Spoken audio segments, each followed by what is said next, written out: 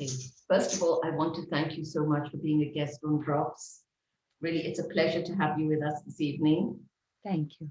And I'm going to begin by asking you, for the people who are not familiar with Henani, can you please tell us a little bit about it? Sure. So my mother, Rebbetzin Esther Jungeris, Aleha Shalom, she came to America as a little girl after surviving Bergen-Belsen. And we come from a family, from a mishpacha. Everybody was a Rav, a Rebbetzin, community leaders who were always spreading only Kedusha. And when my mother came here to this country as a little girl, she always had a fire burning inside of her. So she had survived a physical Holocaust, but when she came here to America, what she saw along with her parents was a spiritual Holocaust. And even as a little girl, before she began the organization Henani, she was always trying to get neighbors to come over and keep Shabbos and see what Shabbos is, because she couldn't believe it, that in this country, everything was like a desert. And then when my mother got married, and together with my father, Rav Shalom Halevi Jungeris, Zecher Tzadik Livracha, they were always a team. And the whole story really is in the book that just came out from Art Scroll called The Rebbetzin. It's available. It's an amazing, amazing book. But my mother then began an organization, the first real kiruv organization in the world, to reach out to Jews and just spread roots and try to strengthen Jews, no matter who they are, no matter where they are, because my mother really believed in the Pintele Yid that exists in every single one of us. So that's how Henani began. How many years ago was that? That was 50 years ago. Wow. Yeah, we a little bit more than that. The last year of my mother's life, we had a 50th anniversary dinner at Henani, and I was zocha to be able to help make a film about my mother's life. It's available if anybody would like to see it. It's on YouTube, really, the film, the 50th anniversary of Henani. And all the people in the book, many, many of them are interviewed, and there's footage from Madison Square Garden where my mother spoke, from the different army camps where my mother spoke in Eretz Yisrael, in America. It's an incredible, incredible film that will just make this interview come alive if you'd like to see it. I actually did. And the part that really struck me was when she was in Air Force One. I mean, this isn't in the questions now, but I have to say it to you. And she was flying over Germany, right? Yes, yes. You say it. You're going to do such a better job than I am.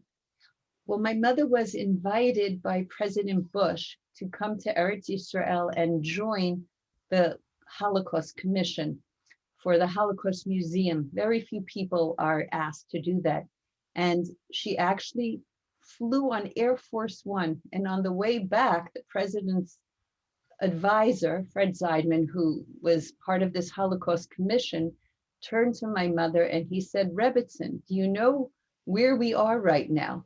And my mother said, we're in the plane of, the president, the Air Force One. No, Rebbetzin, we are flying over Germany. Think about it, Rebbetzin, you, a daughter of Bergen-Belsen, coming from the land of Israel. My mother started to cry. She said, think about that. Me, a child of Bergen-Belsen, flying back on the plane of the President of the United States from Eretz Yisrael. If that is not a miracle, what is a miracle? And that really was my mother's whole life. Her whole life was truly just nisim v'niflos, just miracles.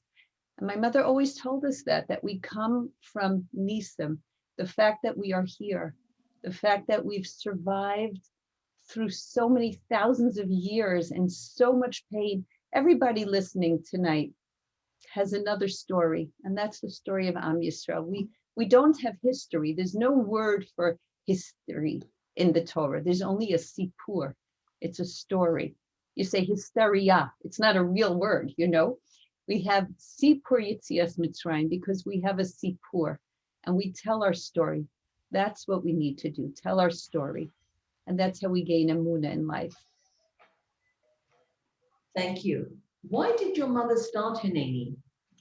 Well, because, when she came here to this country, she could not really be silent. Many people see things and they don't do anything.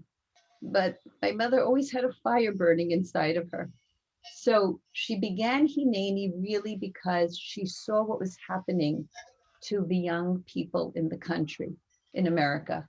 She began in America and then just spread all over the world. That she would always say, they know everything but their Jewish names, every book but the book of our faith, of our Emunah. And children and young people and families were really and are really being splintered. She wanted to really give Torah the knowledge, the ability to, she would always say, turn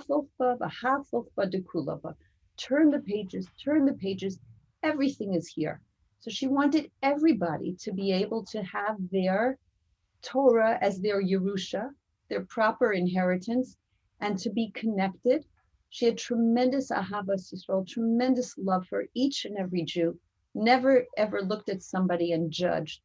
To my mother, to my father, everyone has a neshama. All you have to do is kindle the spark and it becomes a huge fire. So it began really with Madison Square Garden, where my mother spoke, and that in itself was a miracle. Twice my mother spoke there, and from there she just lit the world on fire with her Emunah. Thousands and thousands and thousands. Till today, wherever I go, I meet people say, we became religious because of your mother, and we never told her. And I know now from Shemayim she can see, but wherever we would go, people would meet us and they would always give us a story. Her whole life was stories of people coming closer to Hashem. And not just people who didn't grow up learning, but people also who grew up from. We all are in a position where we can come closer to Hashem. And that's what Baal Tshuva really is. That all of us know that we can be closer and we can return to be the person that we are meant to be. It doesn't matter age, it doesn't matter stage, it doesn't matter background. That's our story. Okay, I'm going to ask you, could you tell us what it was like growing up in the Jungeris home as a little girl, and what are some of your favorite memories? Well, I was very, very blessed because my grandparents, my mother's parents, also were able to come out of Bergen-Belsen alive. And to be able to have grandparents who survived and parents who survived. My father grew up as an orphan. He lost everybody. He lost his father, his mother, his sisters, his brothers, his nieces, his nephews, everybody. But he came to this country, and my father was a Jungeris. My parents didn't know each other in Hungary, but they were fifth cousins. When my father came to this country and he heard about a Jungeris family, he called and asked if he can come, because all Jungerises are related. It all comes from the same Rabbanische Mishpacha. And my father asked if he can come for a Shabbos. My uncle for a meal first. And my uncle told me that he was thinking to himself, wow, we think we have it bad. I can't imagine what this person's going to be coming, like an orphan coming all alone.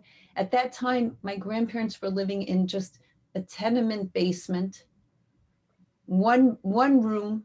My grandmother, Mama, hung up shower curtains to give everyone a little privacy. And when my father walked in the door, the first thing he started to do was to sing and make jokes and smile. And my uncle said to me, he never met a person who had so much simcha like my father. And my mother ended up marrying my father. She was so happy she didn't have to change her last name. She was still a Jungeris. And from there, their whole life was just building together with my grandparents. We were very, very close. So I am who I am today only because of my grandparents and my parents. whenever we would go to visit my Zayda and my mama, before we would leave, we would line up, all of us, for a bracha. It's something that's really missing today, something that stays with me. It just gives me strength and comfort and love. I remember putting my head down, and my Zayda would put his 2 hands on my head, and I would feel his soft white beard on my head. And then I'd feel his tears, because I was named for my Zayda's mother, Slovie, who was last seen in Auschwitz together with her husband, her Rav Yisrael Halevi, Jungeris, Tzadik Levracha. They were holding their youngest grandbabies in their hands, and they were last seen going into the gas chambers together. This is how we grew up. We knew who we were. We knew where we came from. We knew that we were given a tremendous purpose and tachlis in this world of mission. And our whole life was really, we saw Ahavas Yisrael, what it means to love every single Jew, unconditionally. But at the same time, there was nothing as important as family. We knew that we were number one. And I don't know how my parents did that, to be able to open their hearts to everyone and make us feel that we are their priority at the same time. We were involved, and I think that was a big part of it too. It wasn't that they had their work and then there was family. It was one, so our home was filled with tremendous love, tremendous laughter. Maybe we didn't have a lot of stuff, but we had tremendous unconditional love and Misora. We knew exactly who we were, where we came from. My mother told me who I was named for, and she told me that when she gave birth to me. So the nurse came in after and said, "What would you like to name the baby?" Because then, they would write it down. And my mother said, Slavachana. And the nurse said, "Well, I'll come back when you're feeling better, dear." We were never given English names. We knew exactly, we were given the names of our Bubbas and our Zaydas to know that we live for those who are not able to. And it's a tremendous purpose and mission to have in this world. Yeah. Continuity. Wow, that's amazing. And there was always excitement in the house, that I can say. I never knew who would be in our house, either somebody who was just taken out of a cult. Jungeris' daughter. Who? Jungeris. Oh, she's a very pretty woman. Her mother. Rebbetzin, can you please unmute yourself? And please, ladies, do not unmute yourself. Rebbetzin, can you unmute yourself, please? Can you unmute your mic? I'm unmuted. So sorry. That's okay. So we always knew that we'd come home to something or somebody, some excitement. And there was just tremendous love. And like I say, my grandparents were always a part of our family and our home, giving us brachas and emuna. Till today, when I say modim every day, I take a moment to stop and thank Hashem for my brachas. And one of the brachos that I thank Hashem for is to give me parents and grandparents who survived so much fire, and yet they gave me a derech of emuna and ahava, which is a gift. And I believe that we can do the same thing. We're going through a lot today in our world. If we are able to give the next generation and ourselves too this emuna and ahava, we have accomplished a tremendous mission. Every generation has their challenge. We are meeting our challenge right now. Right, for sure. Can you tell us what a typical Shabbat was like in your home? Well, sure. My father was the Rav of the community. It was a community that we were practically the only from family. It was with tremendous Mesiras Nefesh, tremendous sacrifice, that my parents established a shul with a mechitza, an Orthodox shul.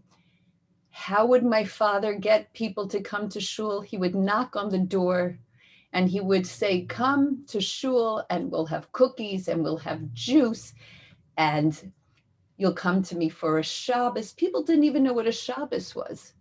That's how it was growing up. And in our house, we would have always, my father would be at the head of the table singing Zemiros. My parents would have wonderful stories. We'd always have people from the shul over for a meal. And we knew this was our tafkid in the world. This is who we were. We were here to give, but the more we gave, the more we received. And I think that when it comes to parenting today, we are unable to ask children to give of themselves. We're afraid sometimes that we push them too much. But when you grow up with Mesiras Nefesh, that you're able to sacrifice and give, you feel purposeful and you feel chiyus, you feel that you're alive. And like I say, despite us giving, okay, we were always feeling that we were number one with our parents. We were never overlooked. We were always loved unconditionally. And we knew that we were loved and our children were loved. Whenever I'd have a baby, I would come home. We'd call our babies shoulder babies because my father was 6'3". My mother was 5 feet. Could you imagine? But my mother was just a powerhouse. And though my father was 6'3", we called him the gentle giant. That's how he was known. He just loved taking a baby and putting the baby on his shoulder and just singing to the baby. And you know what? When I would go home for Shabbos and it would be Lil Shabbos, 3:00 in the morning, my baby would wake up. I'd come to the kitchen. What would I find? There my father would be at the table, singing, learning Gemara. My father would say, Slava Chanala, what are you doing up? I said, oh, my baby, and I'm so tired. And my father said, do you know why babies get up in the middle of the night, Shefala? So that their fathers and their zaydas should learn to wake us up. You go to sleep. You keep the baby with me. I'll keep the carriage. I'm going to keep learning here. I'll be with the baby and you go shluf. And that was my father. Well, That's how it was growing up. Just tremendous love and seeing Torah come alive. That's really the truth, that we were able to see whatever we learned come alive through my parents and grandparents. It was an incredible upbringing that I'm so grateful for till today. I'm going to save the questions for later, but one of the questions that came up now, which I think is relevant, is how many siblings do you have? I have, Baruch Hashem, 3 siblings. There's 4 of us. There's 2 girls and 2 boys, and we all work together until today in Henani, my mother's organization. Wow, that's incredible. Yeah, it really is. That's a real legacy that my mother gave us. Question, which is, at what age were you when you first started to go to Henani, and in what capacity? So when I was growing up, that's when my mother spoke in Madison Square Garden. That was the first huge encounter that I had. Imagine, I think I was in 4th or 5th grade, and there my mother was standing on the stage in Madison Square Garden. I'll never forget it. She said, you are a Jew, and the room was pitch black. I mean, can you imagine, thousands and thousands? It was sold out, standing room only. There had to be people sitting on the floor of Madison Square Garden. And my mother just spoke about being a Jew, and there was music afterwards. It was the most incredible night of our lives. So that's the first encounter that I really had. But when did I first start? So every summer we would go to a hotel. I don't know if any of you are familiar with it. It was called the Pineview Hotel in the Catskills. One of the first kosher Heimish hotels in America, in New York, in the mountains. And every Shabbos, my mother would give a shiur on the lawn. My father would also speak. This was a way that the family would be able to get away a little bit. And for my mother, her whole life also was really her parents. The kibbud of aim that my mother had, I've never seen in my life. So if my mother would speak, this would be a way that she could have her tati, my Zayda, come for Shabbos along with my grandmother, Mama, and the family would be together. I remember once my mother said to me, this Shabbos afternoon, I want you to give a shiur. I think I was in 12th grade. I said, I can't. I'm shy. I can't. My mother said, you can, you will, you'll be matzliach. I can't say I really wanted to. I'm a very shy person, but I can say I learned a huge lesson in life, and that is that if Hashem gives you an opportunity, v'heyeh bracha, be a bracha in life. Everybody has a different talent, a different gift, a different opportunity. My Zayda said to me, "Uverachticha b'chol asher taseh." Hashem says, I'm going to give you a bracha in everything that you do, but you have to do. So everybody listening has to do something where we can say, this world is a better place because I am here. And that's what my mother taught me. Overcome whatever it is, any obstacle, try. And if Hashem wants you to be matzliach, you will be matzliach, but you have to try. So I was a young girl. I was in 12th grade, and that's when I gave my first shir. But I always loved teaching. When I was a little girl, I used to play Mora and school for hours, And now my greatest joy, of course, besides my family, Baruch Hashem, are the students that I have, because we become a shvacha, and their joy becomes my joy. Their children become my children. It's an amazing thing to see Doros come alive in front of your eyes. So I've actually been teaching Henani couples for over 25 years. Baruch Hashem. Wow. So 12th grade, you gave your first year. When did you first start teaching in Henani? 25 years ago?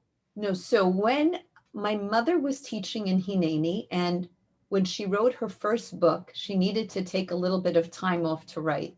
So my mother asked me if I would come and give a class for her. So I had not taught when I first got married, because you have kinderlach, and I wanted to be home with my children. But at that point, my children were a little bit older. I came into the city, I gave a class into New York City, and there was one young woman there whose mother had studied with my mother. And she said to me, you know what? I just got married. I don't know really anything much about parenting and Torah, marriage and Torah. I want my husband to learn. I want my friends to learn. Would you give a class in my home? So we started with 4 couples. There were 8 of us. And they said, what does the Torah say about parenting? Does the Torah have anything to say about parenting? I said, oh my gosh, the Torah has so much to say. Everything's in the Torah. That class, Baruch Hashem, exploded into a group called Henani Couples, where now we have groups in New York City, on the east side, on the west side, in Westchester, in Long Island. I travel, of course, before the pandemic, Baruch Hashem, all over the world. And I wrote a book based on those classes called Raising a Child with Soul, where we speak and I write about discipline, gratitude, happiness, sibling rivalry, along with my experiences growing up. And I also teach couples about relationships, parsha, all different types of topics that you can find in the Torah. I write also for Aish.com and for Ami and for the Jewish Press. So I like to spread a little bit of the magic all over the world. Beautiful, beautiful. Are there any stories that stand out in your mind that you can share with us from Henani? From Henani itself? Or anything? Oh, so many stories. First of all, in the book, The Rebbetzin, you will find incredible stories that are just miraculous. I would say that seeing Nisham. Oh, Rebbetzin, you're frozen.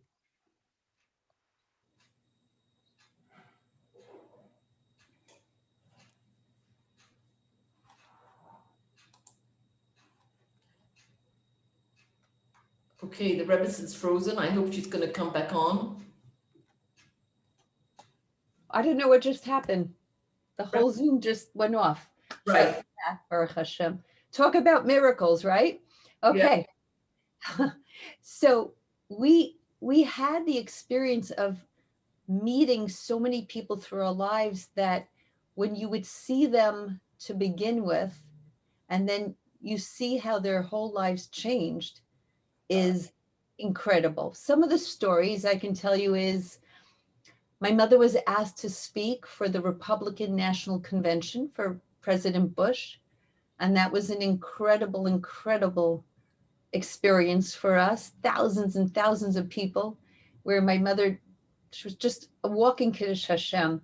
I traveled with my mother to Lebanon during the war between Israel and Lebanon, where my mother was asked to give chizuk to the Chayalim. We actually crossed into Lebanon during a milchama, during a war. And the Wow. Chayalim could not believe when we pulled up in those army jeeps, and my mother gave them chizuk that Hashem should watch over them. She gave tefillos to them. They couldn't believe it. And straight from there, the army gave a call that the Rosh Memshalah, who was at the time Menachem Begin, wanted my mother to come to Yerushalayim to see him, to speak to her. So straight from there, we crossed the border back into Eretz Yisrael after my mother gave her different words of chizuk and tefillos. We freshened up, and there we were in the office of the Rosh HaMemshalah. And I'll never forget that meeting. That was incredible. Of course, my mother took me with her. I was a young girl. I was in high school then. It was incredible. And Menachem Begin turned to my mother, and he said to her, Kavod HaRabbanit, I have just one tefillah, one prayer that I have in my heart every single day. I'm under tremendous, tremendous lachatz. I'm under tremendous pressure from Artzot Habritz, from America, to concede, to give up. I have just one tefillah that I say. Do you know what that is? V'ruach kadshecha al tikach mimeni. I ask that the Ribbono Shel Olam keep me, not cast me aside. V'ruach kadshecha al tikach mimeni. This was from the Rosh HaMemshalah. I heard it with my own ears. Wow. And then we had an amazing story. This is the Henani medallion that I have. I don't know if you could see, but it says on it Henani. My father designed it, actually. This is a gift to me from my mother. But when my mother was invited to speak in Eretz Yisrael after the Yom Kippur War, she was invited to speak to Chayalim who were terribly, terribly injured, to go into a hospital of really, you can't imagine the sights. So when my mother was invited to give chizuk, she didn't want to come empty-handed. My father was very artistic, and he designed this medallion. So my mother had them made up. The jeweler donated it, and it said in silver, they were made silver medallions. It said Hineni on it. My mother gave one to each chayal. Wow. There was a chayal that they said was terribly injured in a bomb attack in the Sinai desert. He was in his tank, and the whole tank exploded. So this chayal was burned from head to toe. He couldn't come to the regular program, even in the hospital for the injured soldiers. He was in his room. And they asked if my mother would come and just speak some words of chizuk to him. So my mother came to his room. He was bandaged. The only thing not bandaged were the two slits of his eyes. And my mother came in and spoke to him, and he turned himself to the wall, and he said, I can't hear anything. I don't want to hear. So my mother said to him, listen to me. She said in Ivrit, in Hebrew, she said, I am leaving on your night table this medallion that says on it Hineni. And the day will come that you are going to be a chatan. You're going to meet your kala. And you are going to tell her that you had a rabbanit come from Artzot Habrit, from America. And this rabbanit told you that you are a hero of Am Yisrael, that I gave you this medallion that says Hineni, that you sacrificed your life and your very limbs for Eretz Yisrael, for Am Yisrael, and you are a hero. This chayal said, nobody is going to want me. Take your medallion and go.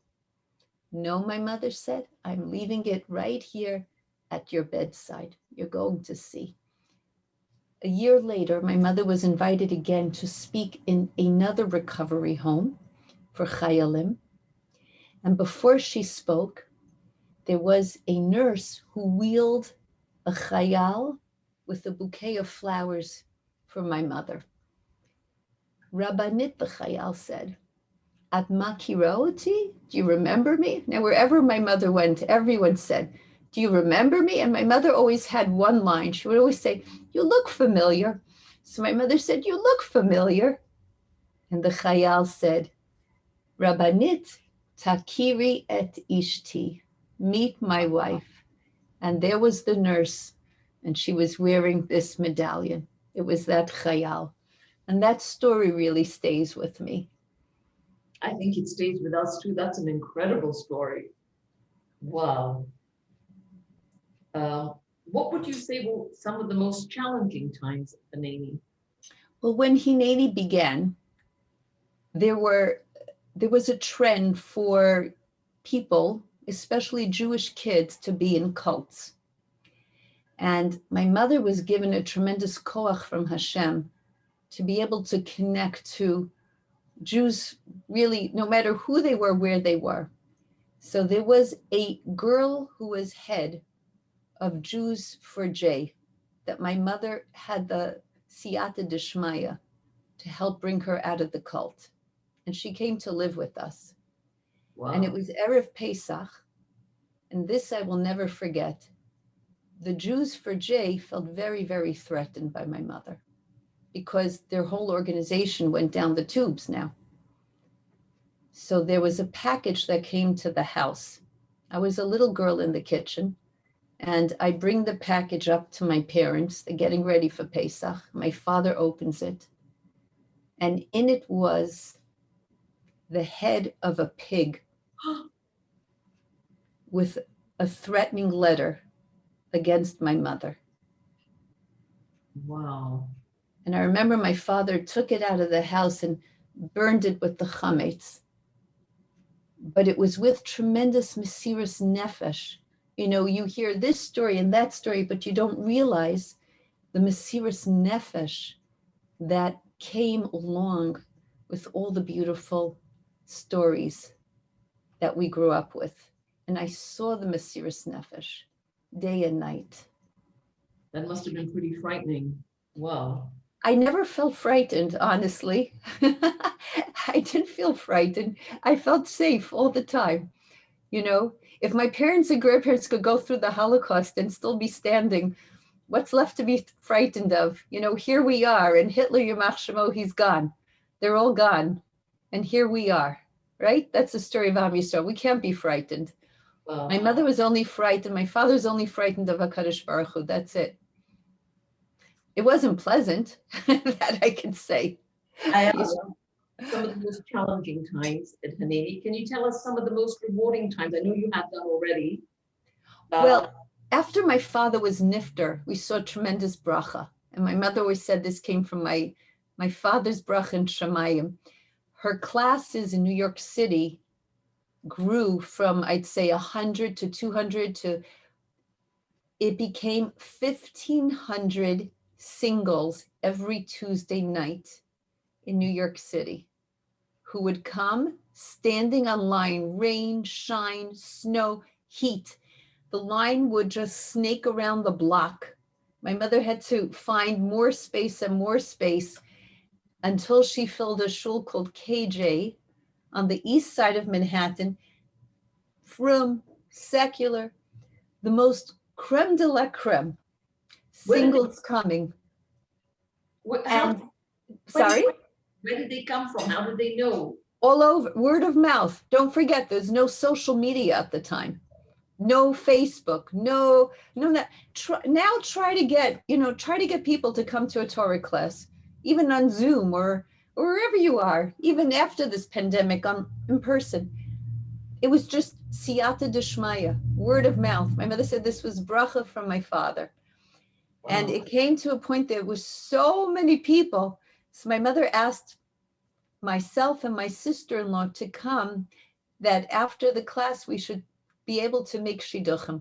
And Baruch Hashem, we made many, many shidduchim. Singles would wait online, we would meet with them. They would wait online to meet my mother to get a bracha. The brachas that came out, the nisim that we saw, mamash nisim, was unbelievable. And that was an incredible time for us. Wow. I know you had the couples program and you told us a little bit about it. Can you tell us how COVID has impacted the program now? Are you still continuing on Zoom? I am continuing on Zoom, Baruch Hashem, but of course, there's nothing like meeting people in person. So when I have my regular classes, I'm able to see everyone. You give a hug to the women that you study with, you get to know their children one-on-one. As couples, you study together. We all know, even as families, right? It's not the same if you see your children and your grandchildren on Zoom as if you're together at a Shabbos table, right? It makes an impact, but it also makes you yearn and appreciate and want to have that time together again. So yes, we're still on Zoom. I still have my classes on Zoom. And at the same time, we are yearning to be able to meet in person. And for my couples, I'm able to, Baruch Hashem, I see now the next dar. So babies that I started with studying with their parents 20 years ago, and now I study with them, Baruch Hashem, which is an amazing experience for me. I have a group of college girls that I study with now, and I knew them as babies. Wow, that's amazing. It really is amazing to study with 2 doros already, Baruch Hashem. And do you make shidduchim as well? Well, before the pandemic, yes. Before the pandemic, when you're able to meet people, you try your best. My focus really is on couples. We have different parts to Henani. So we have singles where we concentrate on shidduchim, and my focus really is on couples. What are the other parts of Henani? So we have whoever wants to learn one-on-one, we are able to give classes. We have my brothers teach also, even on Zoom now, my sister too. And we have different groups, meaning there's singles, there's couples. There's something called Henani Next, where my daughter, who's also a fabulous teacher, she studies with the teenagers and she does programs with them, coming Yom Tovim, and different opportunities come where they visit nursing homes and they are able to collect for Hanukkah. Before the pandemic, we collected hundreds and hundreds of gifts where the children came and we had a night of celebrating Hanukkah. And everybody comes together. We become one mishpacha, one family. That's what I could really say makes Henani so distinct and special. We've been together for 20, 30, 40, some people 50 years now, and it's generations who started out with my parents and now their children and their children. So once you start to study together and you remain as one, you really become mishpacha. There's different ways to become a family. So you have a physical family and you have a spiritual family. And I think we really do need both in our lives. For sure, definitely. Can you share with us some stories that stand out in your mind from your couples program? For my couples program, Yeah. Sure. Well, I'll give you one now. Before the pandemic, so many of the couples and the families and the women have not experienced a true Shabbos. We don't even realize how incredible it is to grow up having Shabbos. So on a Thursday night, under the stars, one of the couples said that they would love to have the event happen in the yard of their home. We put up a beautiful white tent, and I had the women and their daughters all come to experience what Shabbos would be like. Like we call it a mock Shabbos, I brought my licht, which have a story of their own. And we had music, we had dancing. we really felt that you can bring Shabbos home. At the end of the evening, one of the women said to me that there's a little girl and she's crying in the house, if I can go find her. So I follow the tears, I follow the cries, and I find this little girl around 8, 9 years old. She's with her mother and she's just sobbing. So I bend down and I say to her, Bubala, why are you crying? And she said to me, because I want Shabbos. Wow. I said, you are crying for Shabbos? She said, I'm crying for Shabbos. I want Shabbos. And her mother was standing right next to her. And I look up at her mother and I said, your little girl wants Shabbos. I know, her mother said. I said I would do it. So I said to her, Bubala, mommy said she's going to light Shabbos candles tomorrow night. It's Thursday night. Tomorrow night's Friday night. You're going to have Shabbos. Why are you crying? And she looks at me and she says, she can't. We can't. I said, what do you mean you can't? Why can't you? And she said to me, because my father died and we used to do Shabbos. And after my father died, my mother stopped lighting Shabbos candles. And when you stop, you can't ever do it again. I took her in my arms. I said, who told you that? Who told you that? Listen to me. Do you know what's going to happen tomorrow night? Tomorrow night, Shabbos. You know what's going to happen in Shemayim above? In the heaven, in the Shemayim above, they're going to be malachim. They're going to be angels. And when they see your mommy make Shabbos, when they see you at your Shabbos table, do you know what they're going to do? They're going to be dancing. They're going to be clapping. They're going to be singing. They're going to say, look who's back. Look who's back. Look who came back for Shabbos. Of course you can do it again. We can do anything again. Hashem's just waiting for us. And that really touched my heart, touched my soul. Every neshama is alive. You just have to know how to kindle a flame, kindle the spark. We all have that. And sometimes we give up on ourselves and we say, it's impossible. You know what I've done? You know where I've been? I don't feel anything. I don't feel inspired. I'm a broken vessel, but there's no such thing. Each one of us has to know that inside of us is that pintaliyid. And there's nothing as whole to Hashem as a broken heart. And that really is the message that I live with. There's nothing as whole as a broken heart. We don't have to be perfect. We're not malachim, but Hashem just wants us to say, I'm back. And if we're able to say that, Hashem says, I mean, which father doesn't want to have a child come back? Isn't that the truth? So Hashem's just waiting for all of us to love each other and to come back. That's beautiful. That's a beautiful story. Wow. Can you share with us, what are the goals that you have for the couples program after the pandemic, Mr. Shem? Sure. My goal is really to have every couple that studies together with me to see how every situation in life can be solved through the Torah. We have 100,000 self-help books come out every year.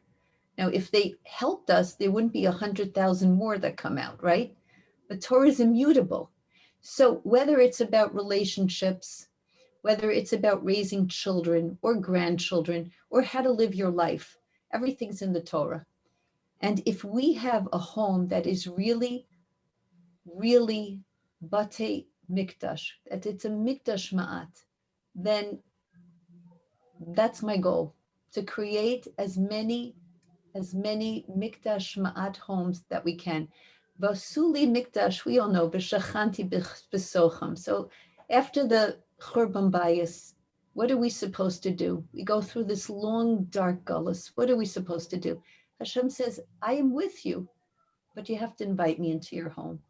And that's my goal, to raise children and the next generation, because assimilation, even amongst the frum, there's a tremendous lack of inspiration right now, especially during Corona, where school is on and it's off. And there's a feeling of yesh. So if we're able to keep hope alive and keep connection alive, that's my goal. Amazing, amazing. Two questions. They're interlinked. I know your mother, Laushan, filled Madison Square Gardens twice. First of all, can you tell us how that came about? How did it even come that Rebbetzin Jungeris went to Madison Square Gardens? She was invited. How did it come about?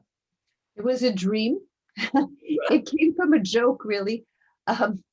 Well, not a joke, but really a dream. When we were in the Pineview Hotel that summer, so it was the Shabbos of my brother's bar mitzvah. And at the same time, there was a group there from a very famous organization with a lot of college kids and a lot of resources. And there was an Oneg Shabbos, and my mother was speaking to them. My mother said, you know, all of you have so much koach, and you have so much energy, you have resources, you have this huge organization. Look what's going on in front of your eyes. Look how many kids are falling through the cracks. How many kids are in cults? How much assimilation is eating up at Am Yisrael? Do something. And they said, Rebbetzin, what should we do? And my mother said, if I had an organization, you know what I would do? I would make a revolution. I would take Madison Square Garden. I would invite Jews from all over, from and not from, every single type of Jew, come together, be one. And I would have a night of inspiration. And I would do that in Madison Square Garden. And so that night was forgotten. But some people held on to the dream. And it happened to be at my brother's bar mitzvah. A lot of the people who were there were also at the bar mitzvah. And it happens to be that Shlomo Kalbach was at my brother's bar mitzvah. And he had heard about this. And he got on the mic and he said, Chevra, after the bar mitzvah, everyone's invited to the Rebbetzins' home to discuss Madison Square Garden. And my mother was, oh my goodness. And people came. They came. And they said, we're going to have Madison Square Garden. So, you know, like we said before, Berachticha b'chol asher ta'aseh. But now who's going to pay for Madison Square Garden, right? Right. And that also was Nisim v'niflos. My mother heard about a couple who lived in Long Island. She didn't know who they were. She just had their name.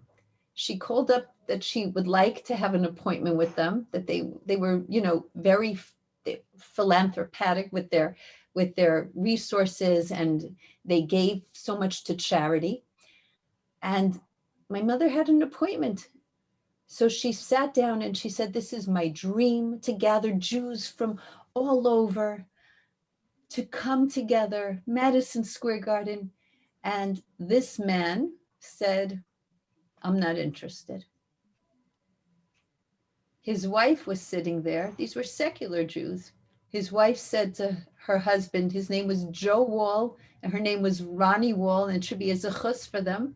His wife said, Joe, if you don't help this Rebbetzin, I'm taking all my jewels out of the safe and selling them to get this Madison Square Garden going. And Wow. that's how Madison Square Garden was financed. And now that it became a reality, my mother needed brachas. So my Zayda went with my mother. Now that Henani would start, my Zayda went to the Satmar Rebbe, to Rev Moshe Feinstein, to Rav Henkin, and each one gave the most beautiful bracha that my mother should be matzliach. And I want to say too, that each one gave their individual bracha to my mother and gave their stamp of bracha that she should be matzliach throughout her life, v'kein haya, and so it was. Never, ever was there a woman who did what my mother did, who accomplished what she did, who touched neshamas the way she did, always, always according to halacha, according to Torah, with bina, with chachma, always with the bracha behind her, in front of her, next to her. And Rav Moshe Feinstein gave the bracha, and I want to say this, how you can see how things are beshert. Years later, my daughter, my eldest daughter, was in seminary. And when it was time to leave, she wanted to go to Har HaMenuchos, to my Zayda Eins, to my great-grandfather for a bracha, to daven for a shidduch. So she went to Har HaMenuchos, where my mother would always take us and take her. And somehow this time she was all alone. She was needing to go to the airport. She could not find the caver. She just couldn't find the caver. So right nearby was the caver of Rav Moshe Feinstein. My daughter then went to the caver of Rav Moshe Feinstein, and she davened there for a shidduch. And wouldn't you know, just a few months later, my mother, together with Rebbetzin Sheila Feinstein, Aleha Hashalom, became the Shadchanins together for Rebbetzin Feinstein's grandson Wow. and my daughter, my mother's granddaughter. And the bracha really became a kayim, that the two mishpachas became one. Wow. That's a beautiful story. Beautiful. Which leads me right to my last question before I open it up. I think you've answered a lot of it, but I'm still going to ask it. What was it like being the daughter of Rebbetzin Esther Jungeris?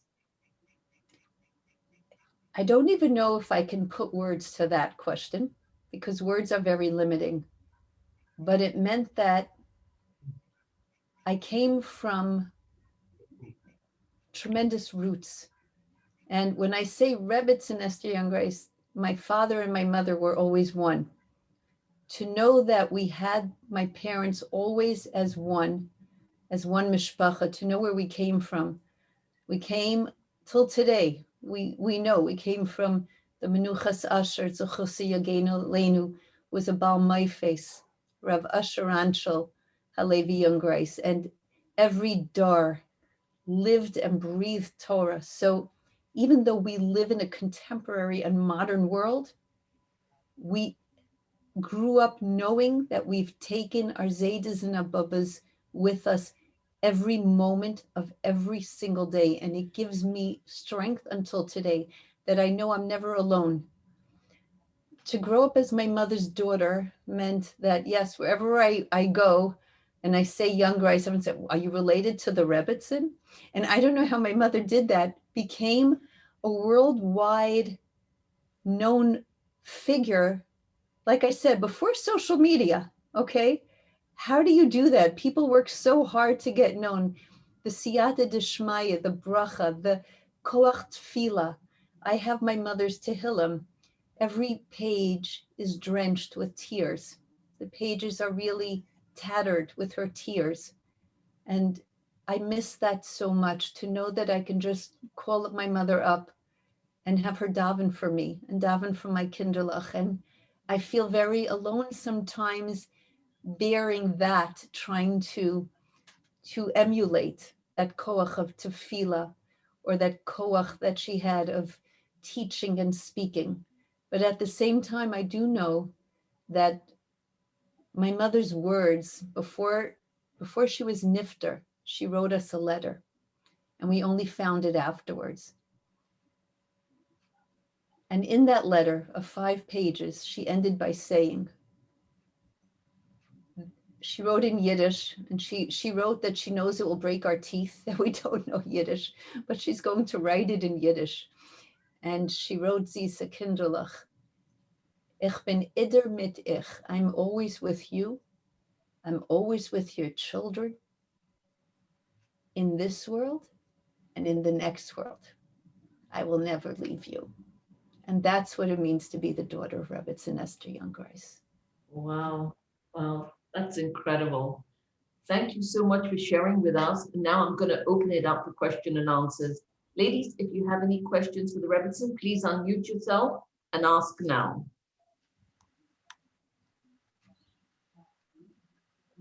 Can I say something, please? Yep, go ahead. I'm from Manchester, and we had the honor to have the Rebbetzin in Manchester many years ago as well. And we went to listen to her. It was something I'll never forget.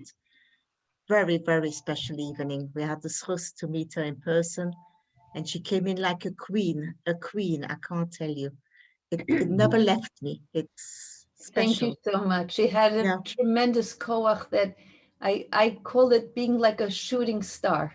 Yeah. You know, And even the way she moved and the way and it wasn't in her younger years, she was already kind of not a youngster anymore. Yeah, I will never forget that. thank you so Very much for the special. memory. I appreciate it. Can I Slovie, say, can I say something?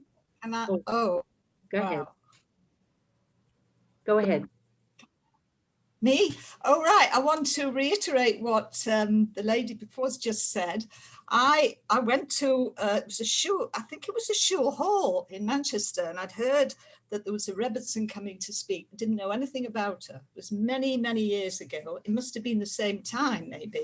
And I went with a friend, and we didn't know what to expect, you know, Rebbetzin, whatever. Anyway, we went to our seats, and it was everybody was chatting, and then suddenly the rabbi walked down this center with this lady. And I said to my friend, who's that gorgeous woman? Have you seen the head? She was beautifully made up. She was very well presented. And my friend said, I think that's the Rebbetzin.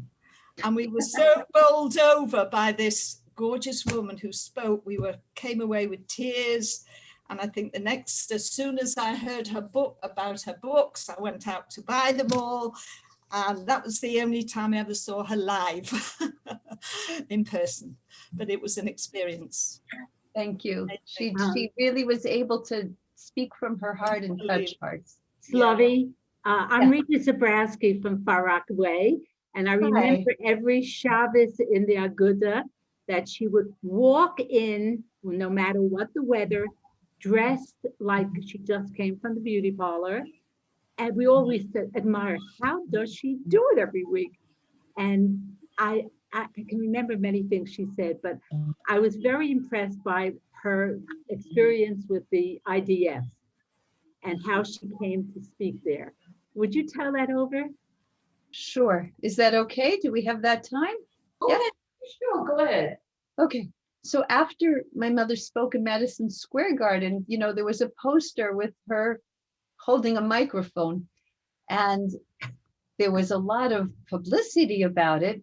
In Israel, they heard, and the consulate here told them, in Israel, you have to, you know, have this person come. It was amazing. There was an amazing experience here. But in Israel, they thought my mother, when they saw the picture with the microphone, they thought she was a pop singer. They didn't realize she was speaking about Hashem and Torah and Am Yisrael.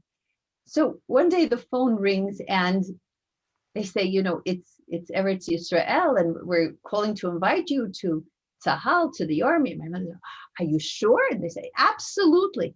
Oh my goodness, my mother said, could you imagine? So there my mother goes, and she's thinking she's coming to speak about Teshuvah, and they're thinking she's coming to be an entertainer. And my mother always had, in those days, in the early days, there was, you know, a band and music behind her just to get a feeling in the room. And so the music starts, my mother comes out on the stage and she says, Hincha Yehudi. And you just look around. She said she knew that there was a mistake over here, you know, but it was unbelievable. By the end of the night, you had chayalim crying. And my mother, I remember her saying, how could a brave chayal who goes through fire cry from the words of a Rebbetzin and Torah? Isn't that amazing? So it became so popular, these talks, that the Air Force wanted and the tankists wanted, but the head said, we can't do this because they're all going to want to do tshuva, and then we're not going to have an army. My mother said, listen, you are in charge. You were given this mission. I'm going to do my speaking. And so I accompanied my mother, my sister accompanied my mother a different time. And we went from tankus to Air Force. And you saw Chayalim just crying like babies to come closer to Hashem, to understand who they were. It was a tremendous koach that Hashem gave her. Wow. To be able to touch the Pintaliyid no matter where she was. Thank you. I would just like to say that we've been hearing lots of wonderful stories about your mother, but Slovie, you are so inspiring yourself, and your smile is so warming and so beautiful that it's really giving me a lot of chizuk. I also was inspired in my early journey by your mother from the Jewish press, and seeing that a woman could be beautiful and write such beautiful words of Torah really inspired me and brought me along on my journey and was very influential. And I had the sleuth to actually hear her speak in Denver, Colorado, and I've heard you speak here in Baltimore, where I live now. But I just want to say how inspired I am to you for carrying on this beautiful work that you're doing, inspiring Jewish women and our families throughout the world today. And thank you so much for sharing such personal stories that have moved me tremendously and brought me to tears today, and will be a treasure in my memory for many years. So thank you to you. That's so kind. I appreciate that. I want to thank you for that. And also to add that if anyone wanted to hear any of my shiurim, they're on Torah Anytime, as well as my mother's shiurim are still on Torah Anytime. So thank you for that. I appreciate your words. That was so beautiful. And I just, sorry. Much for saying that. I would like to say hello to Slovie. Once. Mommy's handwriting in my book. If you can see it. Yes. Yes. I have. Yeah, to Shiny, and she signed it, and that's the. I've got a few of them. I wanted to share a story with you. From the first time I saw your mother was the first time she ever came to London. And my girlfriend's son, I think he was 18 years old, Saul Kelly, Rabbi Saul Kelly, he works for Aish now in London. And he brought her to London, he was age 18 at the time. And it was the Kinloss Synagogue. It was completely packed, and they had to close the doors because if they took in any more people, it was a fire hazard. And the first time I saw your mother, I was totally shocked. I never saw such a gorgeous Rebbetzin. You have taken exactly after her. You're just as gorgeous. Yeah. So thank you so, so much for being a drop of inspiration. It has really been an inspiration. Thank you. Thank you. I appreciate the invitation and meeting such a warm group of women. The warmth comes through the screen. And may you be matzliach in everything that you do. And may we see the Geula together. May we meet in July in Mir HaKodesh next time. Amen. Thank you very much. Bye. Lavi Hannah, I used to take your mother home when she came to London. I used to take her and Barbara back to the hotel. It was a feeling of just joy. There were so many other women that wanted, and Baruch Hashem, I had the zechut. Thank you for that. Thank you. Can I Thank you all. say something, please? Can I just say something? Go ahead. Okay, I just want to let you know that I go a little bit further back because I grew up in Canarsie, Brooklyn. So I remember your grandparents, and I remember the shul and the school, and my best friend used to go there, and how they took her in and her whole family. This is something that your grandparents always did, and it was just natural for your mother to do. So I just thank you. Thank you for remembering. I appreciate that. Ladies, I just would like to say, if there are any more questions, you can ask in 1 second. And if not, I just would like to say next week, we're going to have a very big change. It's not going to be on Tuesday. It's going to be on Sunday. It's not going to be at 6 o'clock. It's going to be at 7:30. And our guest speaker will be Rebbetzin Sephora Hella Gottlieb. Okay. Okay, so if there are any more questions for the Rebbetzin now. I just want to say hello to her and tell her what an amazing job she did. Really amazing, Slovie. Amazing. Thank you very, very much. Thank you. I also Thank you just, very, very much. Nice to see everyone's faces and familiar faces. Thank you. That's We all look familiar. We saw each other many thousands of years ago. Is there a second left that I could say something here? No? Is there a second here that I could say something here? A minute. Go ahead. Okay, I don't know if you hear me, but I'm a daughter of survivors, Lodz, Lodz Ghetto, Auschwitz. And when I was young, being of that family was not really something to be so proud of. And there didn't seem to be that much honor. I've gone on, I've written a book, things have changed. But it was like, the Gale and the Greener. And the Greener were like, don't talk about the Holocaust, don't. So when you had the Rebbetzin Jungeris come out and speak of the Shoah and